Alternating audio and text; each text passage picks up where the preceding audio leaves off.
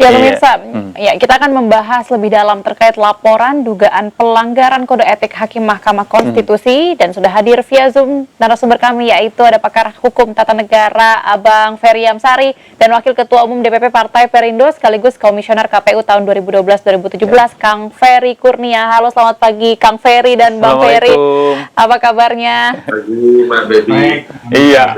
Tadi menarik ini apa yang diucapkan oleh salah satu Mahkamah Kehormatan ya, Majelis Kehormatan MK tadi Prof. Jimmy Sidiki menyebut bahwa ini satu-satunya kasus yang terjadi bahkan di seluruh dunia ya. Iya, pertama di dunia ini. Pertama di dunia, seluruh hakim MK digugat begitu oleh para penggugat. Tanggapan Anda, Kang?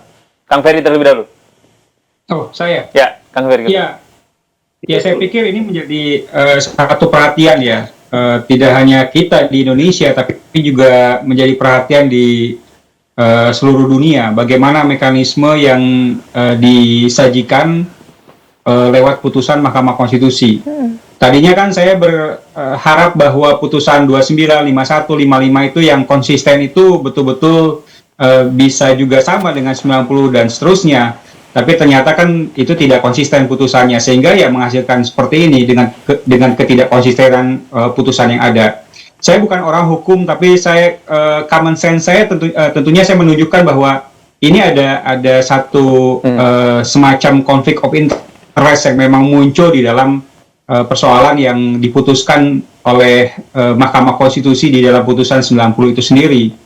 Jadi kalau misalnya ada teman-teman yang menggugat ke Mahkamah Konstitusi urusan etik, ya saya pikir ini wajar saja. Dari putusannya sendiri sudah harus kita coba cermati, mulai dari soal legal standing, mulai dari aspek-aspek pertimbangan hukum dan konstruksi hukum yang memang ada, sampai dengan putusannya yang memang luar biasa. Bahkan kalau kita melihat dengan dissenting opinion atau concurring opinion yang memang muncul pada waktu putusan tersebut kan juga kita bisa lihat dan cermati. Jadi saya pikir wajar ketika muncul adanya gugatan etik sendiri. Walaupun tentunya kita pahami bahwa putusan ini final and binding, tapi kan kita ingin melihat bahwa apakah dari sisi etik ini kita bisa mempertegas nggak? Dan kalau ini memang bisa kita lihat secara terang benderang, maka kita lihat bahwa inilah wajah hukum Indonesia yang memang menjadi bagian penting untuk adanya reformasi hukum secara nasional seperti itu. Ya, lalu jika terbukti memang adanya pelanggaran kode etik begitu ya atas terkait dari syarat Capres-Cawapres Pilpres 2024 ini apa yang akan terjadi khususnya juga kepada Ketua MK Usman Anwar yang nantinya akan bisa ditetapkan jika memang bisa dibuktikan adanya pelanggaran begitu oleh Majelis Kehormatan. Mungkin kita ke Bang Ferry selaku pakar hukum tata negara, boleh Bang? Ya, tentu kalau MK menyatakan atau melalui putusannya telah terjadi pelanggaran etik berupa konflik kepentingan atau nepotisme gitu ya, maka tentu tidak dapat berpengaruh langsung saat itu juga kepada putusan Mahkamah Konstitusi. Tetapi putusan MK itu dapat menjadi alasan baru untuk mempermasalahkan kembali pasal 169 huruf Q Undang-Undang Pemilu agar MK bisa memperbaiki putusannya yang diputuskan berdasarkan konflik kepentingan sebelumnya.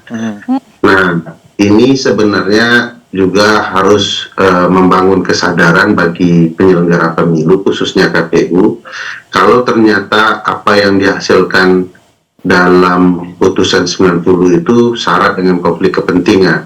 Apakah kemudian posisi Gibran Rakabuming sebagai calon wakil presiden dari koalisi Indonesia Maju adalah melalui proses yang sah gitu ya. Sebab kalau prosedurnya dilalui karena putusan yang bermasalah secara etik, tentu prosedurnya juga punya masalah secara administratif. Dan tentu ini harus hati-hati juga ya, jangan sampai ujungnya nanti akan ada gugat-menggugat soal hasil karena dia bukanlah calon yang sah dan melalui prosedur yang absah. Ya, mungkin ini Bang Ferry, saya juga mau nanya soal sampai saat ini kan memang belum ada surat keputusan PKPU yang baru ya terkait adanya putusan MK ini. baru ada surat dinas. Nah, menurut Anda, apakah dengan adanya surat dinas ini akan menimbulkan potensi gugatan di kemudian hari?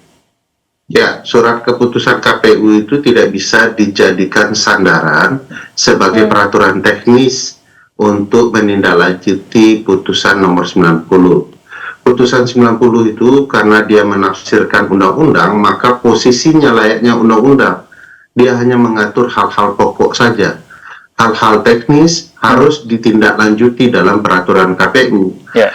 Misalnya begini, kalau di undang-undang dan peraturan KPU disebutkan syarat itu usia 40, maka salah satu alat yang membuktikan terpenuhinya syarat itu adalah KTP misalnya. Ya. Saya masih sudah berusia 40 ke atas. Tapi bagaimana orang yang belum berusia 40, apa kemudian standar syaratnya sehingga dia sudah bisa membuktikan bahwa sudah pernah atau sedang menjabat menjadi elected official. Nah, ini kan nggak bisa dinyatakan, pokoknya SK-nya saja. Di mana peraturannya bahwa SK itu sebagai bukti? Di putusan MK tidak ada, di undang-undang tidak ada. Jadi jangan sampai ngasal gitu ya, mengajukan sesuatu, nanti itu akan dijadikan sebagai sesuatu yang dianggap cacat prosedur. Kalau cacat prosedur, maka bisa digugat dari sekarang di Petun begitu ya, Pengadilan Tata Usaha Negara.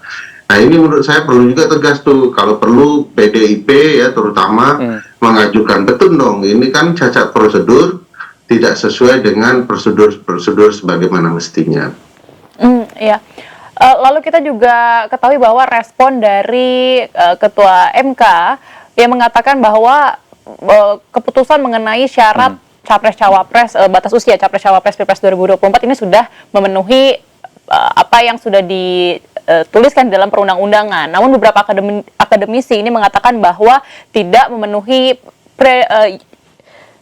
judicial leadership begitu. Kalau menurut dari Kang Ferry, bagaimana ini, Kang?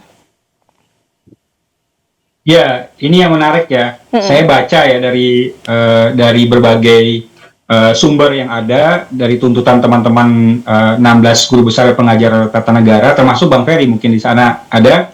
Ya, ini yang memang harus kita cermati. Kan ini kan lebih kepada bagaimana sikap-sikap yang memang muncul dari seorang ketua Mahkamah Konstitusi yang ada, dan ini harus betul-betul dibuktikan oleh MK soal misalnya adanya konflik of interest. Ini penting sekali untuk kita bedah. Kenapa? Sebenarnya kalau saya baca sepintas dari legal standing pun kan dia beranggapan bahwa dia mengagumi Gibran Rakabuming. Dengan sendirinya itu sendiri udah ada masuk di dalam konteks yang memang diputuskan seperti itu. Yang kedua soal misalnya tidak memiliki tadi ya soal judicial leadership misalnya seperti itu. Ya, ini terburu-buru ataupun terkait dengan sesuai dengan prosedur yang ada dan lain sebagainya. Ini menjadi poin penting.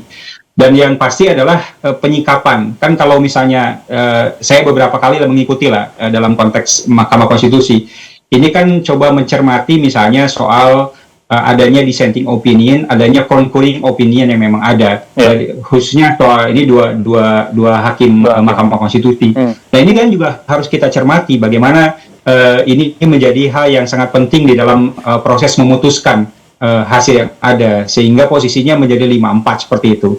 Dan juga ada hal-hal yang memang menjadi bagian dari muncul dari konteks informasi-informasi atau pidato-pidato dari Ketua Mahkamah Konstitusi di dalam beberapa kali kesempatan, termasuk kuliah umum yang ada. Ini adanya semacam bagian dari